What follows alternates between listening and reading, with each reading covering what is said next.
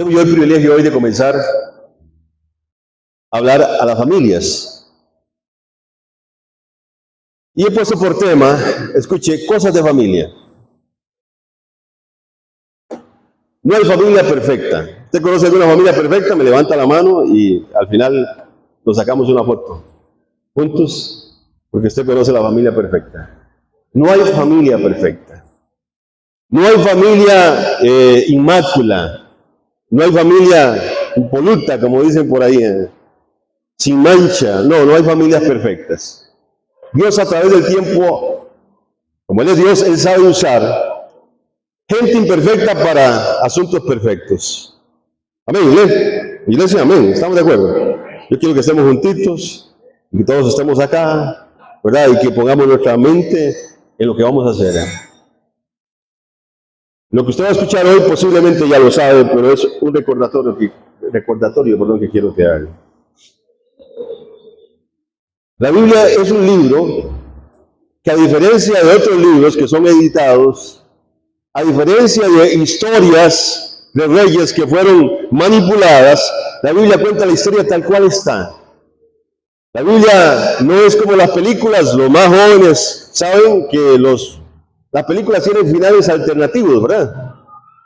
A veces tienen 2 hasta 3 finales alternativos y no sé con base a qué deciden dejar este final, pero resulta que esa película tiene otro final alternativo. Tal vez a alguno le pareció mejor y era más lindo, o era peor, y entonces resulta que el productor dijo, no, esto es muy crudo, esto es muy duro para esta película, y entonces decide dejar el final más bonito. La Biblia no es así. La Biblia muestra lo que hay. La Biblia es transparente, muestra virtudes y defectos de lo que fueron llamados por Dios. Yo sé que la mayoría acá ya conoce la palabra de Dios, obviamente, pero si el que está a la par le contáramos los errores, ¿verdad? Te diría, wow, ¿verdad? Llena un libro. Si le contáramos las virtudes, también posiblemente llena un libro. Entonces yo quiero hablarles acerca de algunas familias y voy a hacer una pequeña mezcla acerca de algunos personajes de la Biblia. La Biblia, como les digo, no habla de gente perfecta, no habla de familias perfectas, habla de gente que Dios usó para hacer su obra. Eso desde ya me da a mí una esperanza, de que por lo menos este vaso de barro tiene esperanza de que Dios le use, de que a pesar de nuestras imperfecciones, Dios puede tomar de ahí algo bueno y usarlo. ¿Cuántos pueden levantar la mano y decir sí, amén, así es? ¿Verdad? Dios es así. La Biblia habla acerca de los requisitos de aquellos que sirven, pero está hablando de requisitos, hermanos, pero no una perfección, porque si fuera perfección, la iglesia se queda vacía y nadie podría. Yo vengo del tiempo, para los que no me conocen, yo tengo 46 años, sé que parezco de 22, 23 por ahí, pero nací en el Evangelio, y cuando digo que nací en el Evangelio es que desde que tengo memoria asisto a la iglesia, de jovencillo me aparté unos añillos.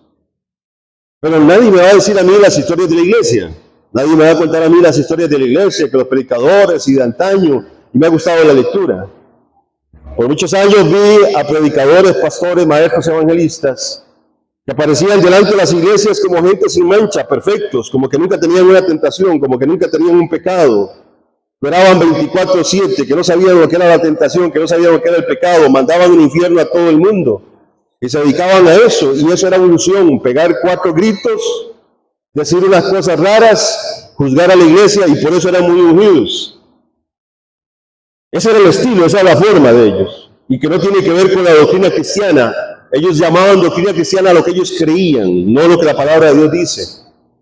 Pero cuando pasó el tiempo y comenzamos a ver a hombres caer, a mujeres caer, nos dimos cuenta de que la cosa no era como algunos lo pintaban.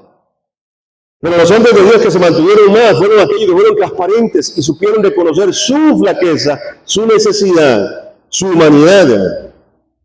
Yo la otra vez les mencionaba acerca de las 7 palabras de Jesús en la cruz. Jesús está en la cruz y usó 7 frases, y una de ellas es tengo sed. ¿Por qué? Porque el Hijo de Dios, Dios hecho carne, ¿verdad? Dios, el creador del cielo y de la tierra, estaba ahí también como humano, y como humano tenía necesidades. Por eso le decía que cuando usted está en la iglesia, no se asuste de que el hermano es humano, no es marciano, no es extraterrestre. Hay gente que dice, uy, pero ¿y va a la iglesia? Sí, va a la iglesia. ¿Quiénes van a la iglesia? Aquellos que fueron salvos por la sangre de Cristo, porque somos pecadores. De ahí nos arrancó el Señor. Dice la Biblia que hijos de ira, íbamos camino al infierno. ¿Por qué? Por buenos, no, por malos. Romanos 3 dice que no hay bueno ni uno solo, no hay quien busque a Dios. Dice que todos los hombres se hicieron inútiles delante de Dios y solo Dios es justo. Entonces, digo esto ¿por qué? Porque mucha gente cayó, mucha gente que ponía la mirada de los hombres y los tenía en un pedestal. Cuando se dieron cuenta de que aquel hombre no era como se pensaba, o aquella mujer no era tan perfecta como se pensaba, se cayeron del pedestal que estaban y se llevaron a multitudes. La iglesia es un hospital. Por ahí anda Viviana, que trabaja en el hospital. Viviana, ¿quiénes son los recurrentes en los hospitales? Los sanos, los enfermos. Y Viviana, ¿verdad? En su rama, ella no se asusta de que una dama le diga, ay, me duele el vientre, ¿verdad? O que pegue unos gritos. ¿Usted se asusta de eso? O que haya sangre. No, no se asusta por eso usted. ¿Verdad que no? Pero hay hermanos que en la iglesia se asustan porque hay sangre a veces. O porque alguien pegó gritos. O porque alguien se enojó. Porque, no sé, hermano, eso es como cuando pequeños jugábamos bola y nos decía el profesor de física, esto es deporte de contacto, recuerdo muy chiquitillo. Así que si usted no aguanta el contacto, entonces no se meta a jugar bola. La iglesia es, en cierto sentido, deporte de contacto. Estamos tratando con seres humanos, imperfectos. Amamos a Dios. Amamos a Dios. ¿Cuántos aman a Dios acá? Pero usted peca, y no me ponga cara de santurrón. Usted peca, fallamos. Claro que sí. Pablo dijo, es que el problema es Pablo, no sé si alguno llegó aquí al nivel de Pablo. Pablo dijo, el bien que quiero hacer, no lo hago, y el mal que quiero hacer, no quiero hacer. Ese hago. Y él dijo, miserable de mí. He encontrado un problema, dice, que lo bueno que quiero hacer no lo puedo hacer, lo malo que no quiero hacer, lo hago. ¿Quién me librará de este cuerpo de muerte? Y él grita y dice, pero gracias sean dadas a Dios por Cristo Jesús, porque esa es nuestra esperanza, esa es nuestra ayuda, esa es nuestra fortaleza. La Biblia, como les digo y les repito, no tapa las cosas. Comencemos por el primer matrimonio que hubo, donde se le llama el Edén, donde todo era perfecto. ¿Cuál fue el primer matrimonio? Adán y Eva. ¿Cómo terminaron Adán y Eva? Peleándose. Señor, pero es que la mujer que me diste, ¿verdad? Pero es que la serpiente me engañó y se echan un pleito, usted.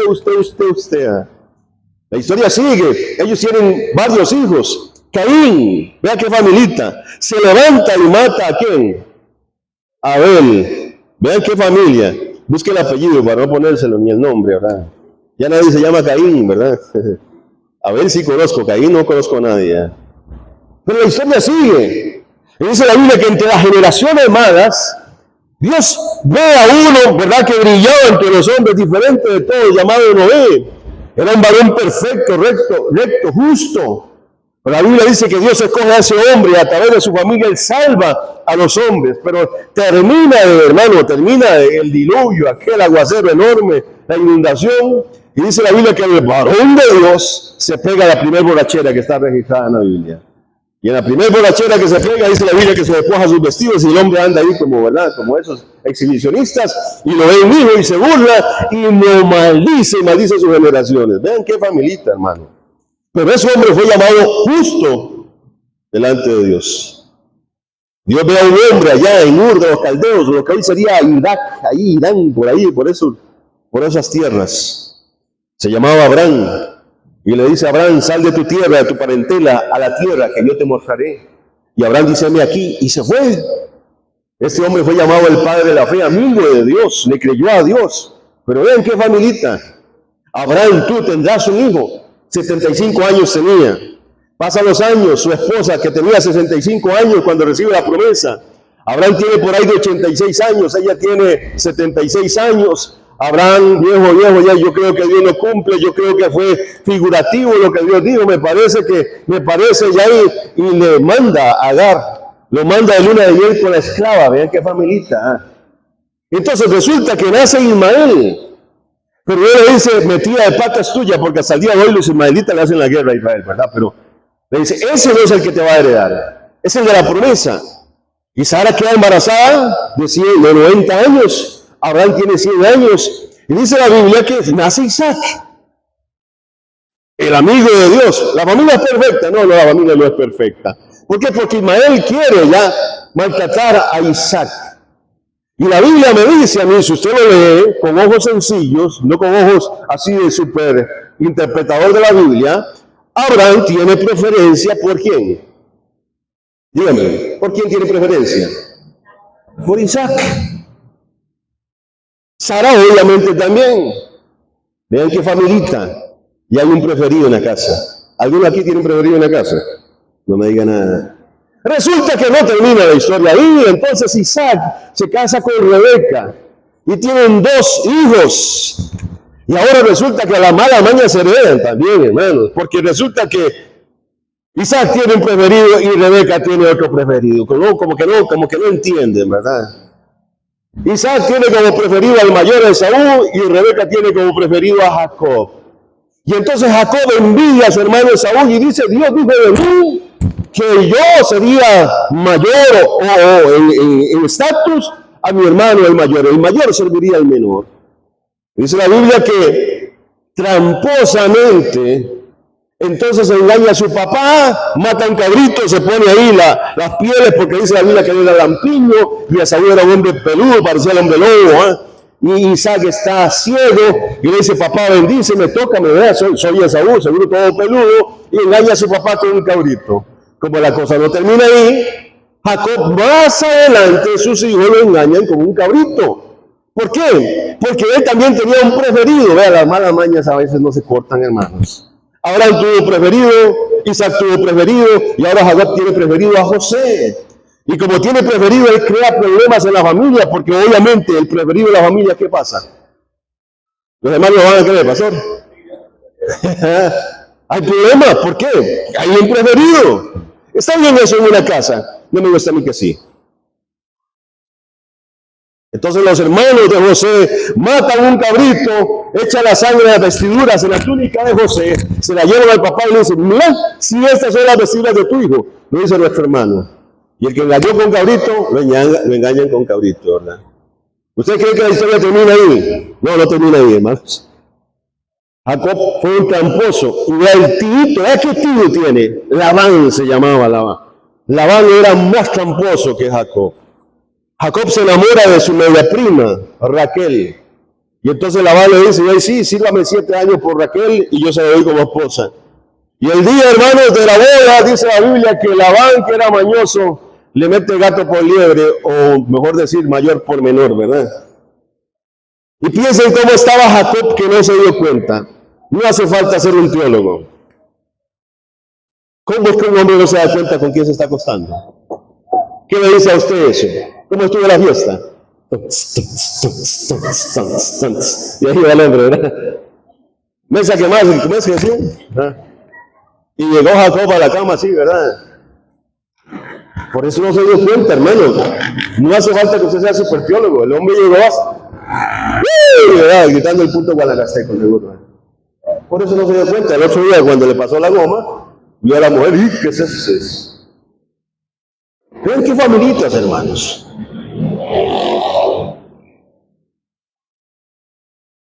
Lot ofrece a sus hijas a los ángeles.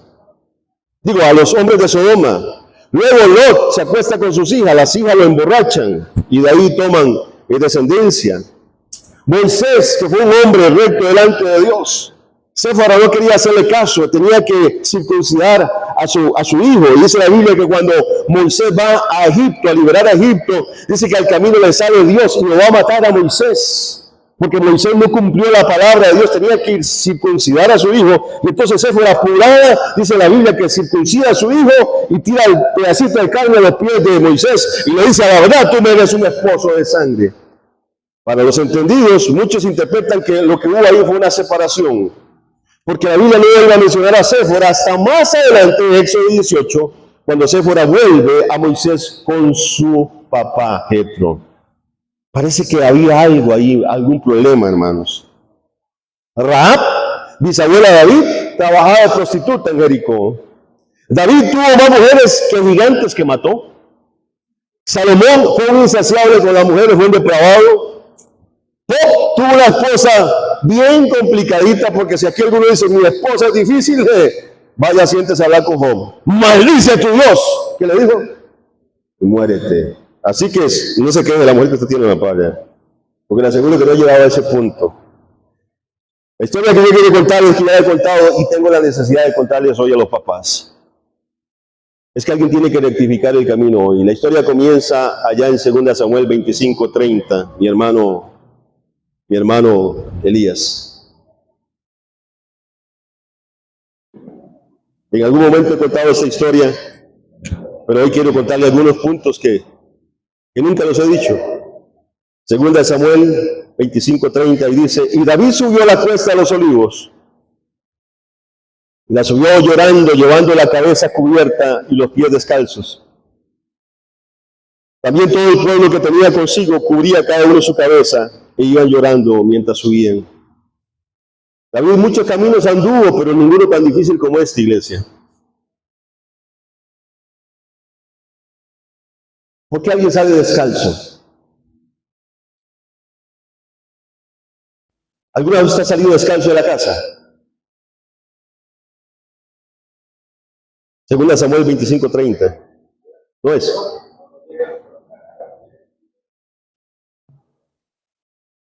¿Me ayudan a buscarlo ahí, por favor, cuando él huye?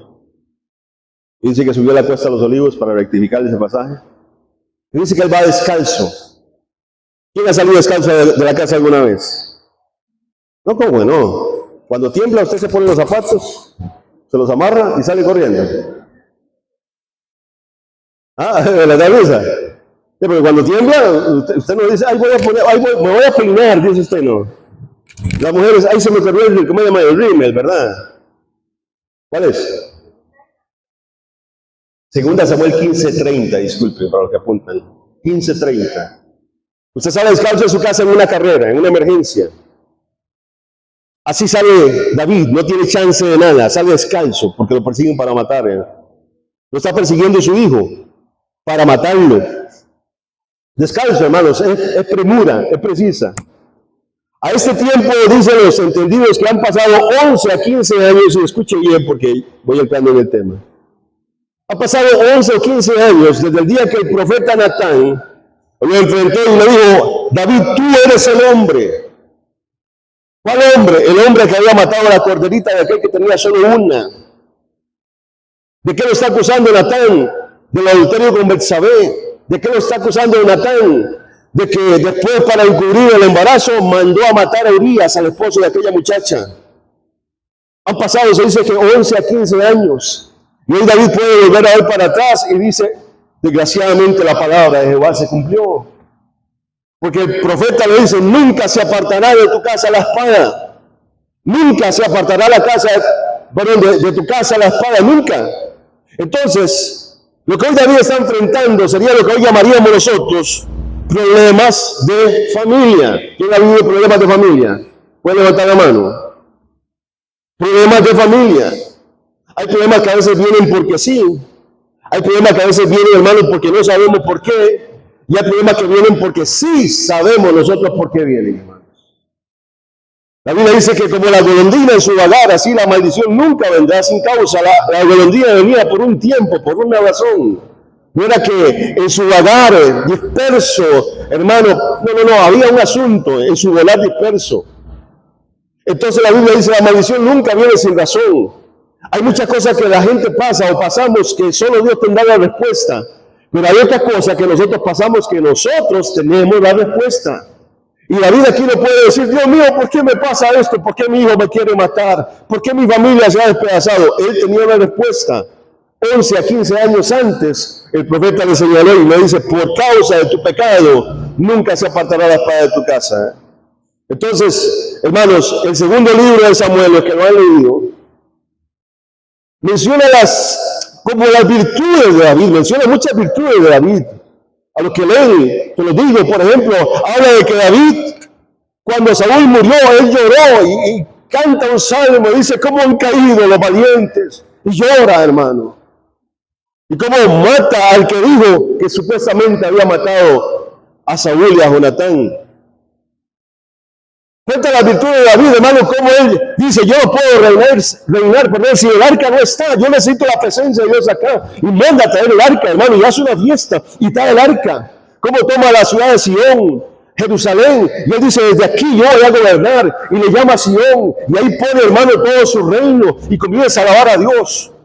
Según Samuel muestra cómo él quiere levantar templo a Jehová, y reúne, hermanos, materiales, oro, plata, muchas cosas. Y él le dice, David, esto nació de tu corazón. Le está diciendo, te felicito, David, porque buenas cosas deseado, nada más que tú no me edificarás el templo, será tu hijo. Pero le dice, buenas cosas deseado, nace en tu corazón. Por tanto, le dice el Señor, te prometo que nunca faltará descendiente tuyo en el trono. Siempre de aquí en adelante habrá un descendiente tuyo en el trono. Y el descendiente más ilustre, más maravilloso fue Jesús. Muestra las cosas buenas de David, hermano, pero también muestra las cosas malas. Entonces, pasa casi imperceptible para muchas personas. Yo quiero que me abran 2 Samuel 3:2. Y vamos a ver cómo la cosa se va, como dicen los señores, cuajando. 2 Samuel 3:2. Dice, y le nacieron hijos a David en Hebrón. Su primogénito fue Amnón de Ahinoam, Jerreelita, siguiente. Su segundo, Kileab de Abigail, la mujer de Nabal, el de Carmel. El tercero, Absalón, hijo de Maaca, hija de Talmai, rey de Jesús. Siguiente. El cuarto, Adonías, hijo de Agit. El quinto, Cefatías, hijo de Abital. El sexto, Itream de Egla, mujer de David. Estos le nacieron a David en Hebrón. ¿Cuántas mujeres contaron ustedes? 6. El caballero tiene 6 esposas acá. Pero resulta que la primera esposa que la Biblia menciona fue Mical. La otra segunda esposa que la Biblia menciona fue Betsabé, con la que él adulteró. Ya llevamos 8. Y me abren 2 Samuel 5:13. Y tomó David, ¿qué dice ahí? Me ayudan a leerlo. Yo quiero que usted vaya, como dice Armando, el rompecabezas, que las cosas no salen al azar. ¿Qué dice? Y tomó David más. Pero ya dice que tenía el hombre, ¿cuántas? 6. Y tenía Mical. Y más adelante dice, y tomó David más concubinas y mujeres de Jerusalén, después que vino de Hebrón y le nacieron, ¿qué dice? Más hijos e hijas.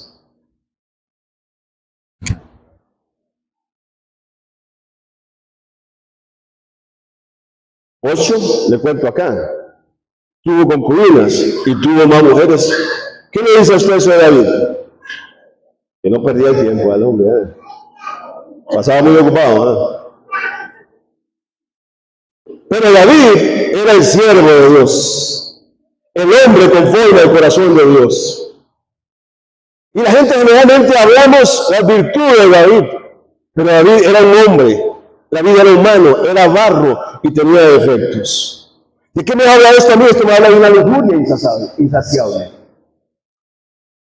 8 mujeres y concubinas y más mujeres que la Biblia me menciona. ¿Cuántos tuvo? ¿Cómo un hombre de Dios puede terminar bien? Aunque la Biblia del Nuevo Testamento no habla lo malo de David, porque Dios es misericordioso, porque Dios cubre multitud de faltas.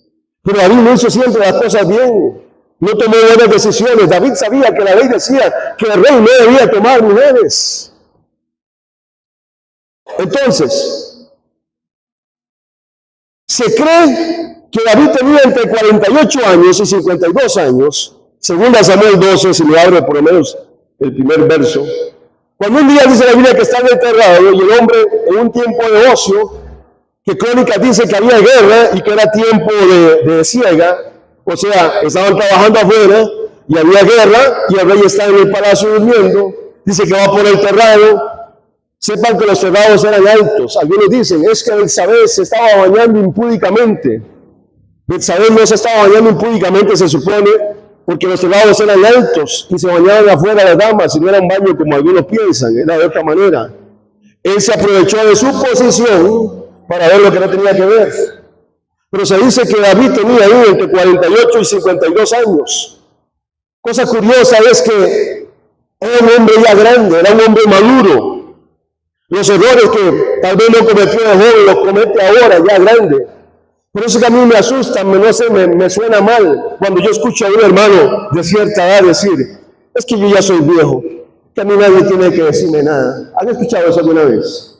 Es que yo ya he andado mucho en la vida. Es que, cuidado Matusalén. Es que yo veo que los mayores errores de los hombres, acá en la Biblia, fueron de viejos. Moisés fue llamado a los 80 años, pero fue desechado para entrar a la tierra prometida cuando tenía como 100, se supone. Abraham metió las patas, con Agar cuando tenía 86 años más o menos. David aquí hace lo malo cuando tenía 52 años. Salomón dice en la Biblia que cuando fue viejo, dice que su corazón se pervirtió y las mujeres dicen que lo pervirtieron. Yo veo que hay que tener cuidado, el que más años, más bien más cuidado, hermanos. Porque alguna gente dice, el que más viejo no se cambia. Y el problema del viejo es que el viejo no cambia. El viejo piensa que lo sabe todo, que nadie tiene que decirle nada. Y así el padre de familia que piensa que porque son los papás de los hijos nadie tiene que decirle nada. Y eso no es así, hermanos. El Salmo 90 habla de la vanidad de la vida. Y dice que qué pasa si, parafraseando, si la gente vive muchos años pero fuera de Dios. Dice eso es necedad. El asunto en los años de saber contar los días es que Dios nos dé sabiduría a nosotros. Amén, iglesia. Amén, iglesia. El que más viejo deberíamos ser más sabios, pero hay gente que entre más viejo se hace más necio. Y David, el que más viejo parece que comete más pecados y comete más errores. De hecho, los peores errores de David fue de viejo, hermano.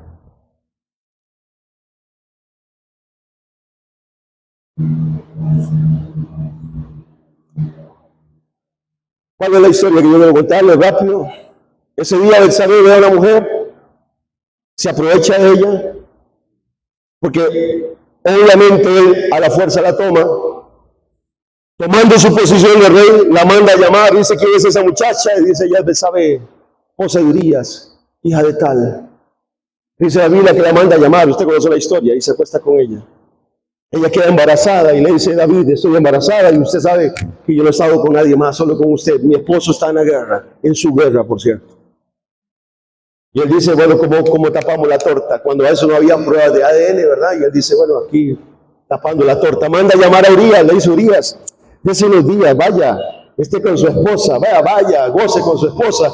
Y Urías, hermanos, dice, no. ¿Cómo yo voy a estar con mi esposa? ¿Cómo voy a lavar mis pies? ¿Cómo voy a hacer fiesta? Cuando el ejército de Israel está allá en los campamentos. Dice la Biblia que él no quiere. Y David lo emborracha, hermano, y se lo lleva allá al bar seguro, no sé a dónde, lo lleva el siervo de Dios, escucha, lo emborracha y le dice, vaya y duerma con su esposa. Y la Biblia dice que el borracho Urías duerme a los pies de la puerta y no va porque el hombre tiene más honor que el mismo David. Y David dice, este cabezón yo no puedo obligarlo. Este es de esa gente íntegra que no se pueden, ¿cómo la palabra? Sobornar.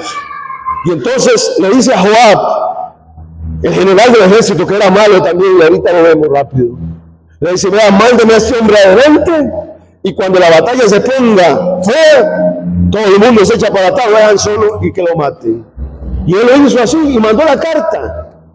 Oh rey, le dice, tomamos la ciudad, pero cayó Urías.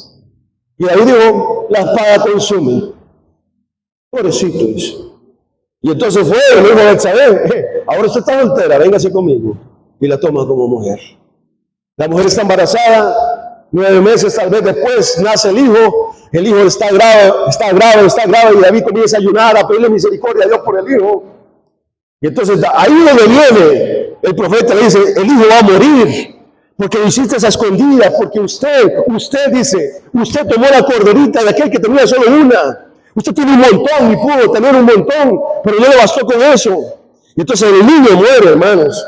Y le dice el profeta, la espada nunca se apartará de tu casa. Y ahí comienza, hermano, el sacrilegio, el éxodo, lo que usted quiera decir, el vía crucis para la vida. ¿Por qué? Porque años después de esto, está en 2 Samuel 13:14. Él como tiene varios hijos, hay una muchachita virgen, Tamar, tiene unos 15, 16 años.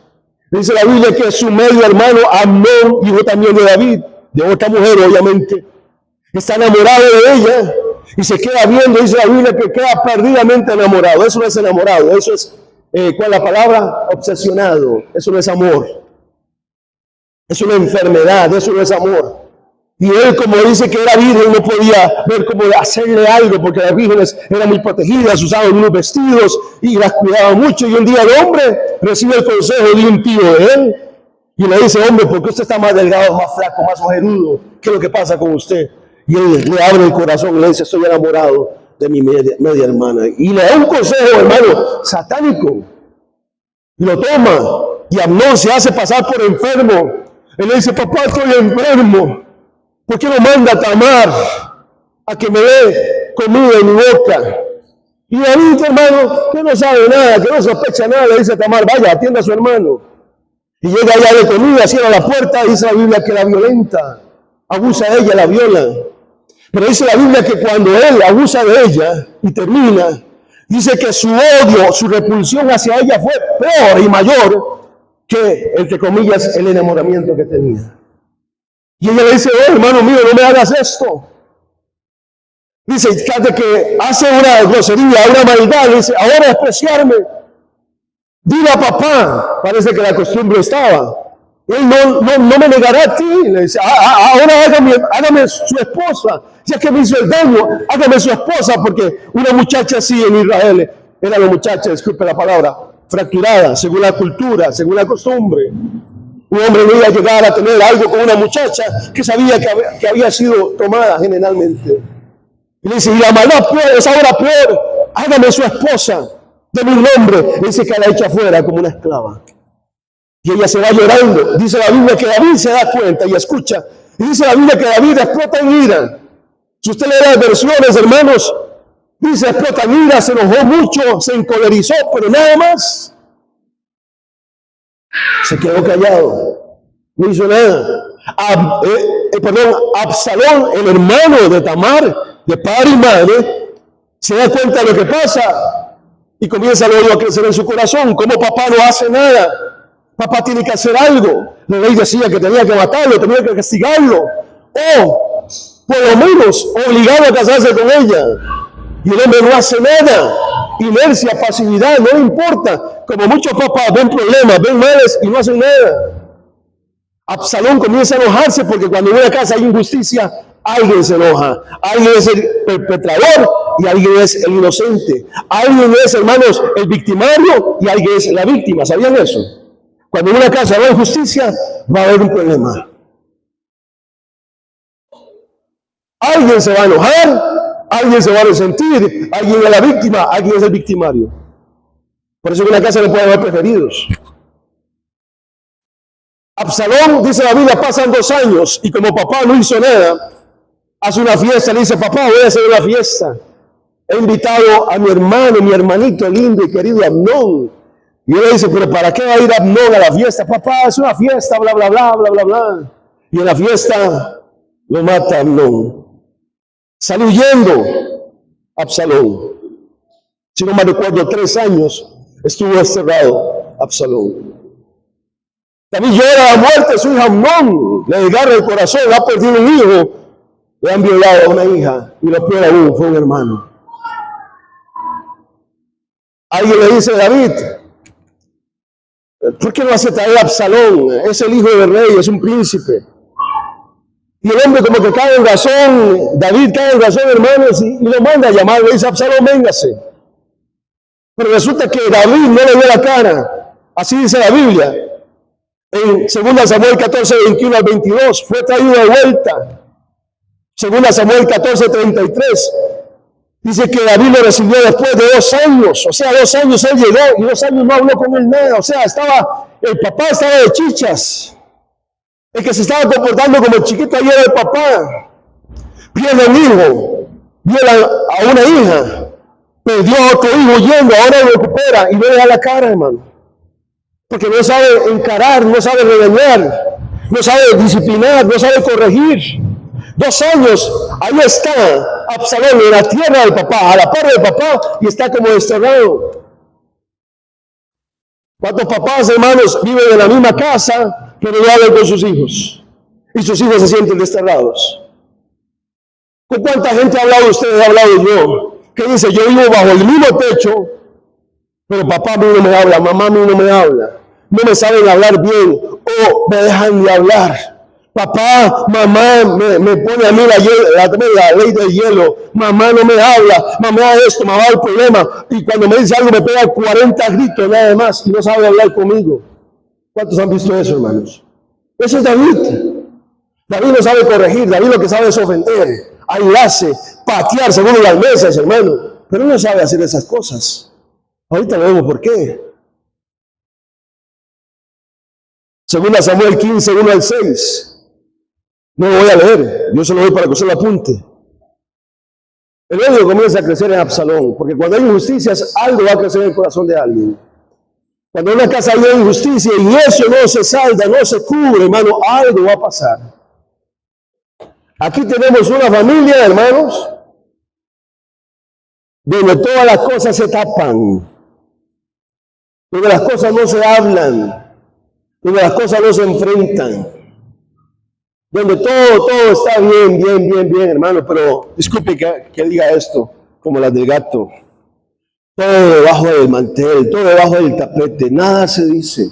Aquí todos vivimos en paz. Salen a la iglesia de alegría, gloria a Dios, pero en la casa es un infierno, pero no se habla nada. Absalón es una bomba de tiempo, papá no hizo nada. Papá es el culpable, papá tenía que hacer algo con Amnón, papá no habló con Tamar. Tamar ocupaba no un rey, ocupaba un papá que la abrazara, un papá que la restaurara, un papá que la amara, un papá que le dijera, va a estar todo bien, pasó una desgracia, sí, pero aquí estoy. Tamar ocupaba un papá, no un rey, hermano, y fue lo único que él hizo, ser rey, nada más. Absalón dice, por la inactividad, pasividad de mi papá, esto creció en mi corazón. Y él vuelve, hermano, y el papá ni le habla. ¿Cómo no va a crecer el odio en la vida de ese muchacho? Dice la Biblia que comienza a crecer el odio y entonces Absalón se paraba a la puerta de la ciudad. Y escuchen lo que le voy a decir. Llegaba la gente a ser atendida por el rey porque traía los problemas. Y Absalón le decía, usted, ven acá. Oh, sí, mi rey, mi príncipe. No me salude. Y le iban a hacer reverencia. No, hombre, era puro los políticos. Están viendo los políticos, ¿verdad? Cuando están en campaña. Venga, para abrazarlo, ¿verdad? Venga, y ahora le cae la seguridad, ¿verdad? A patadas. Y le dan besos a todo el mundo, ¿verdad? A los mocosos todos sucios, los agarran, ¿verdad? Y todos boquientos y le dan besos y de todo. Y luego no se acuerda de nadie, ¿eh? Y él dice, no, tranquilo. Lo abrazaba y le daba un beso. La nobleza dándole beso a los plebeyos. ¿Qué es eso? Y la gente decía, es que Absalón sí. Vote por Absalón, decía la gente, vote por Absalón. Y Absalón decía, ¿a qué viene usted? Oh, mi príncipe, es que tengo un problema así, así. Y él decía, ¿quién me diera a mí ponerme por juez en Israel? Y yo haría justicia. ¿Por qué le haría justicia? Porque estaba recriminándole al papá, estaba diciendo, yo conozco a mi tata, no pude ni hacer justicia con mis hermanos, no puede ni hacer justicia en la casa, no va a hacer justicia a usted. Si yo fuera juez de Israel, no pido ser rey, nada más, yo lo que pido es ser juez de Israel. Dice la Biblia que se fue ganando el corazón del pueblo y de repente le monta un golpe de estado y quiere la vida de su papá y lo va a matar. Entonces, ahí cuando comenzamos leyendo que David iba apresurado, descalzo, llorando, es cuando su hijo Absalón lo quiere matar. ¿Cómo termina esta historia? La historia termina así. Absalón, dice la Biblia, que tenía el pelo largo, que dice que una vez al año recortaba su cabello. Y dice la Biblia, así dice la Biblia, no sé si es cierto, o sea, no sé si es un error de copista, pero dice que pesaba 2 kilos, la melena de ese hombre, 2 kilos. Dice que era un hombre bien hecho, era un hombre tipo. Pero el hombre esa vez no había ido a que le recortaran la pelusa y andaba las mechas largas. Iba huyendo en la guerra y quedó pegado ahí como un adorno de Navidad en un palo y quedó guinando las mechas y llegó el general del ejército de David que había escuchado a David que dijo no toquen al muchacho y él dijo que no importa lo que diga el rey y lo agarró, hermano, y le pegó 3 dardos en el corazón y lo mató. Cuando David escucha eso, dice la Biblia que llora y grita, Dios mío, ¿quién me diera morir por ti, Absalón?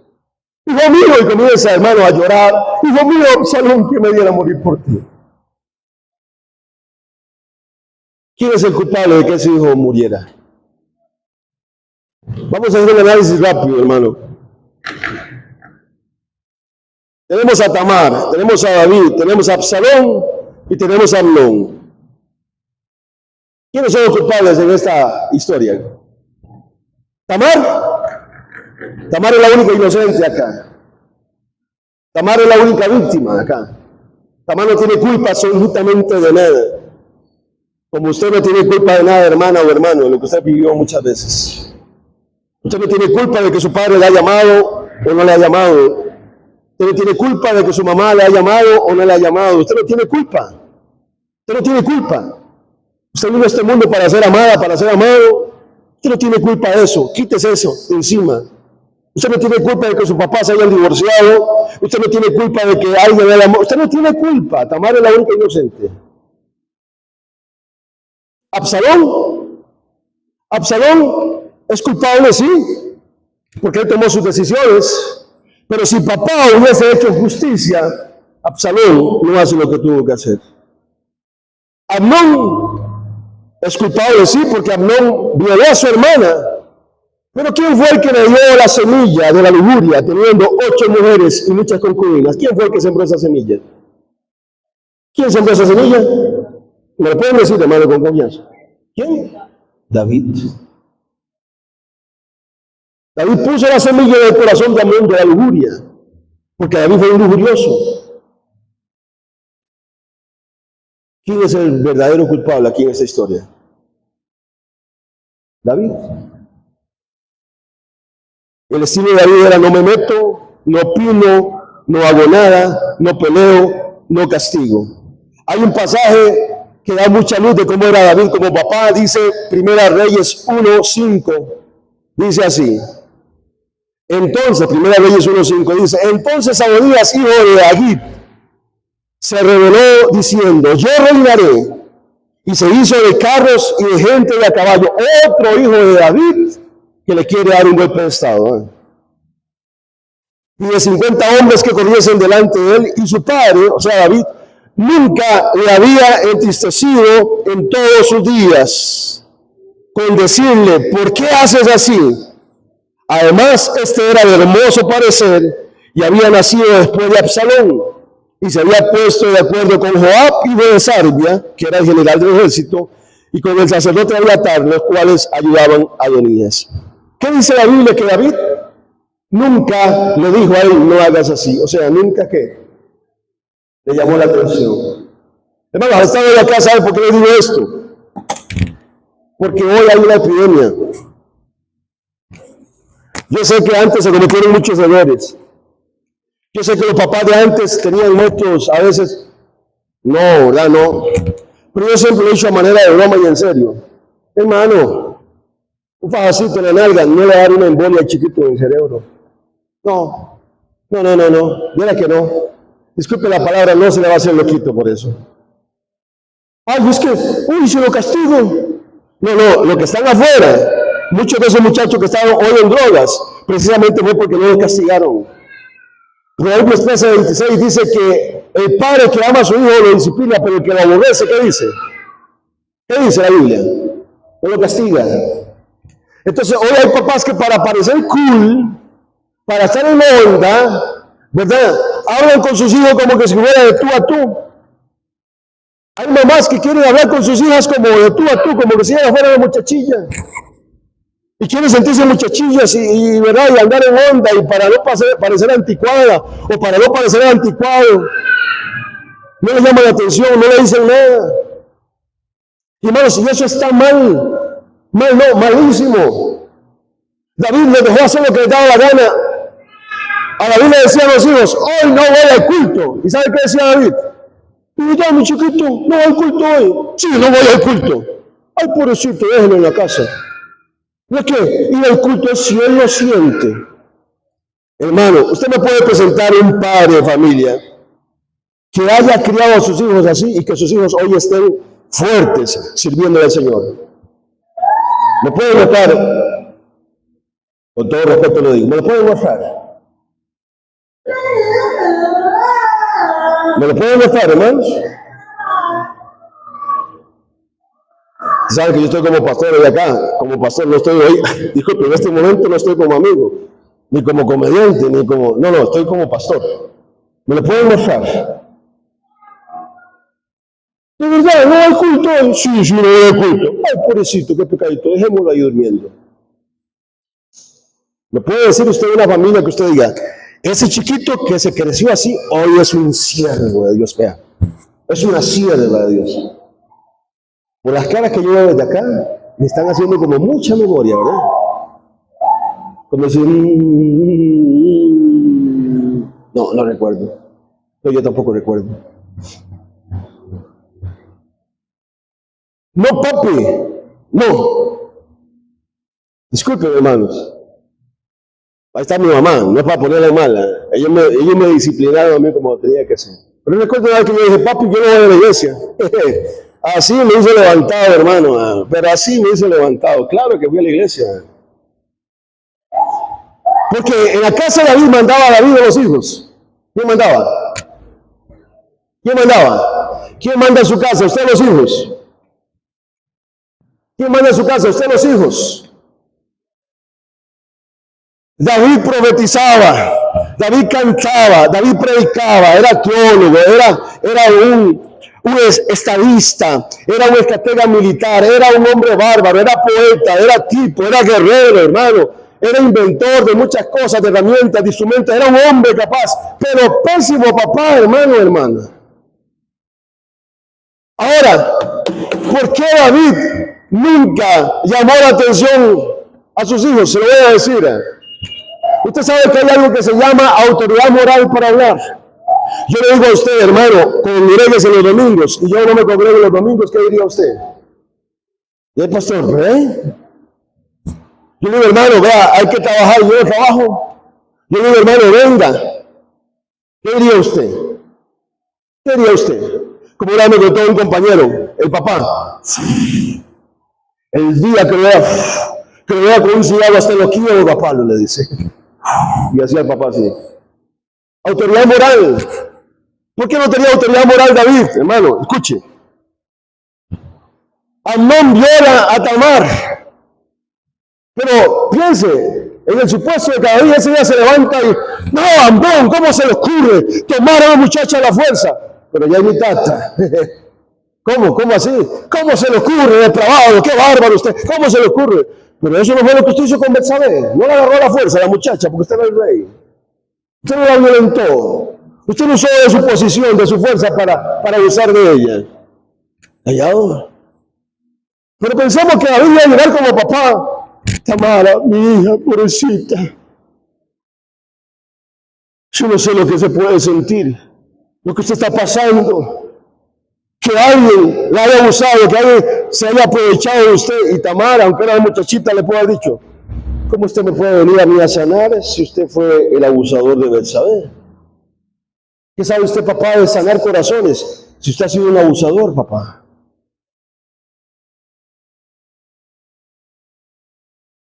David se levanta a reprender a Absalón que mató a su hijo. ¿Cómo se le ocurre a usted matar, derramar su propia sangre, hacer justicia por sus manos? Ya el papá, ¿usted qué me viene a decir a mí? Nada. Si usted violó a Betsabé y usted mató con su propia mano, prácticamente mató a su esposo Urías, y ha esperado que usted haga justicia y usted no ha hecho justicia, ¿de qué me está hablando usted, papá? ¿De qué me habla, papá? ¿Podía David llamarlos a ellos? Honestamente, ¿tenía cara para llamarlos? ¿Tenía cara para llamarlos?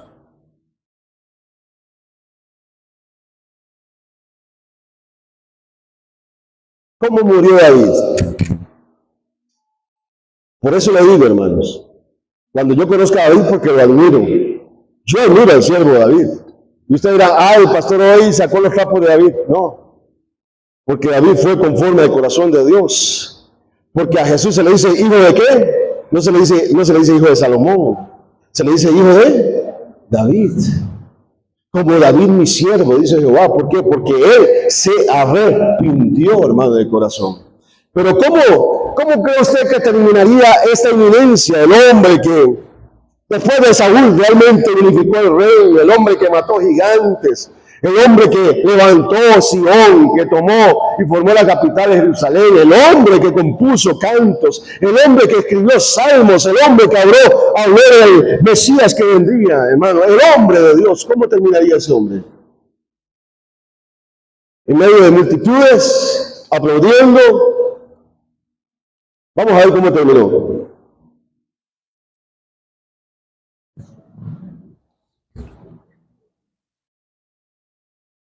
Primera Reyes 1 al 4. Primera Reyes 1 al 4.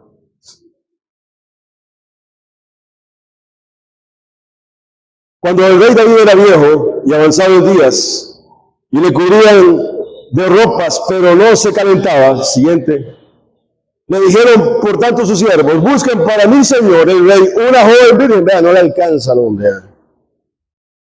Dice, para que esté delante del rey y lo abrigue y duerma a su lado, y entrará en calor mi señor el rey. Siguiente. Y buscaron una joven hermosa por toda la tierra de Israel y hallaron a Abisac, sunamita, y la trajeron al rey. Y la joven era hermosa y ella abrigaba al rey y le servía. ¿Qué dice ahí? Pero el rey nunca la conoció. David está viejo, no aguantaba de frío, pasaba todo el día en un puro temblor. Alguien le dice a David: ese frío que usted lleva no es normal, usted no va a poder cubrirlo. Ya las personas entre más mayores dicen que padecen más de frío. No sé si es cierto.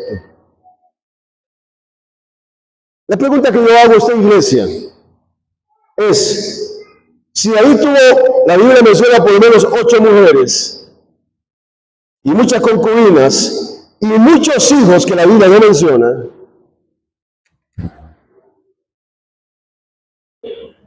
¿dónde está la familia de David aquí que se está muriendo?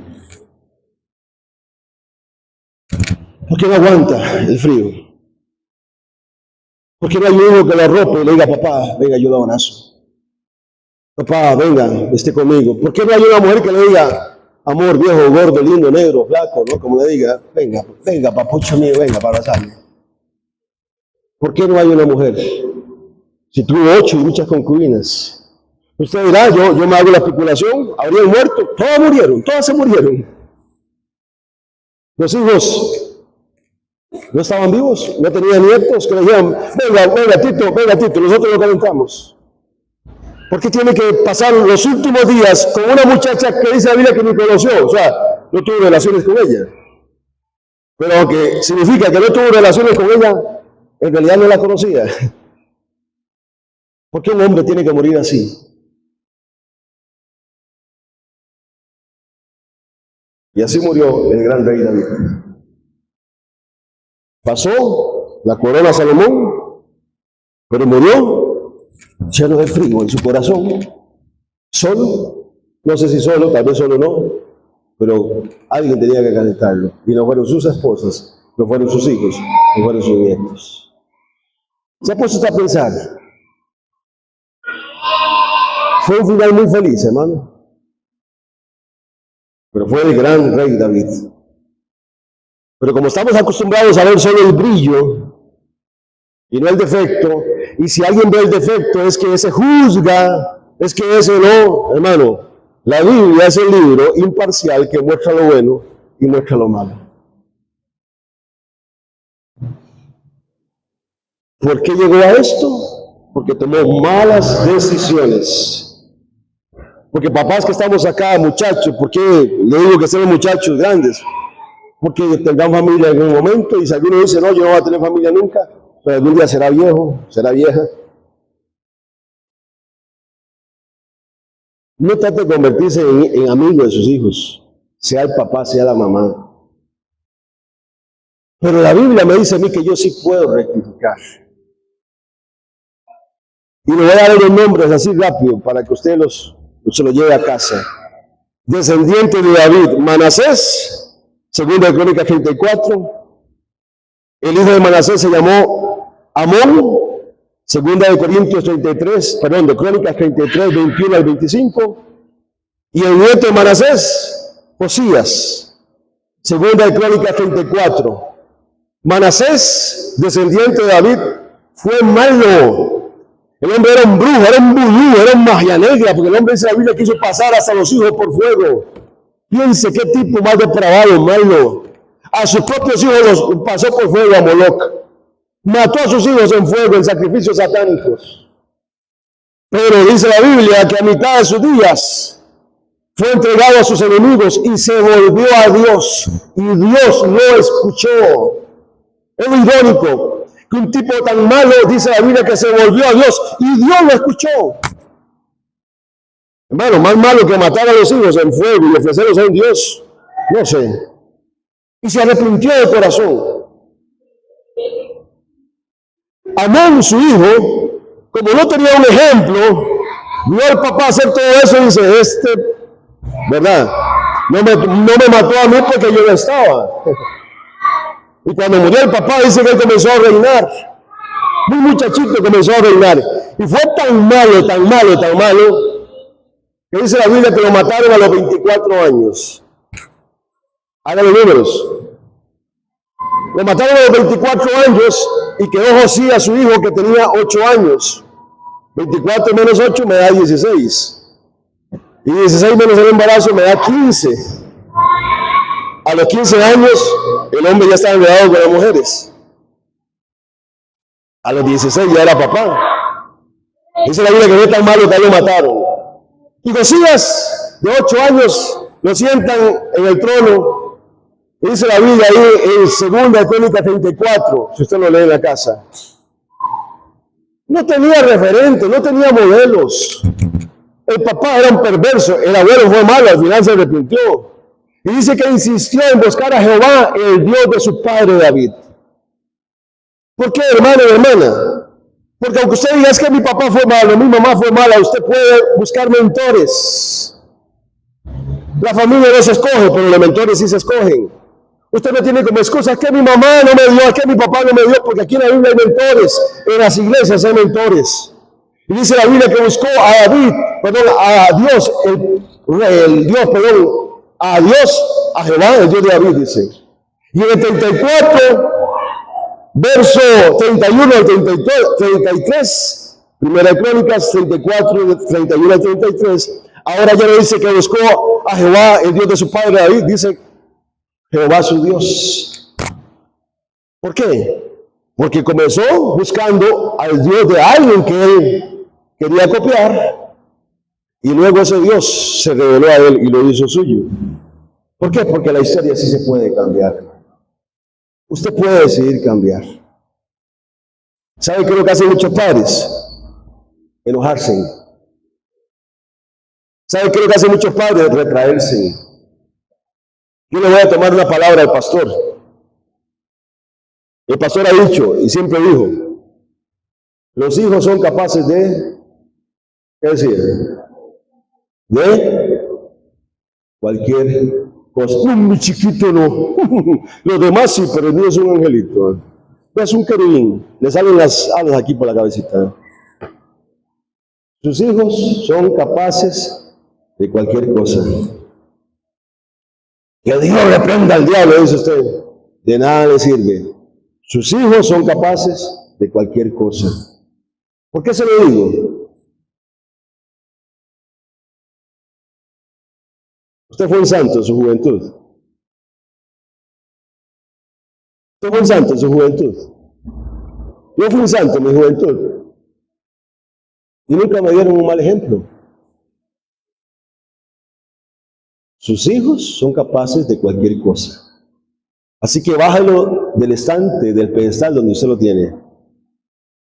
Y no sea el amigo, sea el papá, sea la mamá. Porque el que no corrige a su hijo, dice la Biblia, lo aborrece.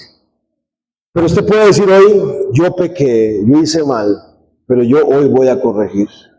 David fue mujeriego, parrandero, jugador, un montón de cosas. Y él pudo haberse arrepentido delante de Dios. Pero nunca se arrepintió delante de los hombres, parece. Porque al final de su vida, David le dice a Salomón, su hijo, Salomón, vea, ahí está Joab. Él era mi general en el ejército. No lo deje bajar en paz a la tumba. Y lo primero que hizo Salomón fue eliminarlo, porque Joab derramó sangre inocente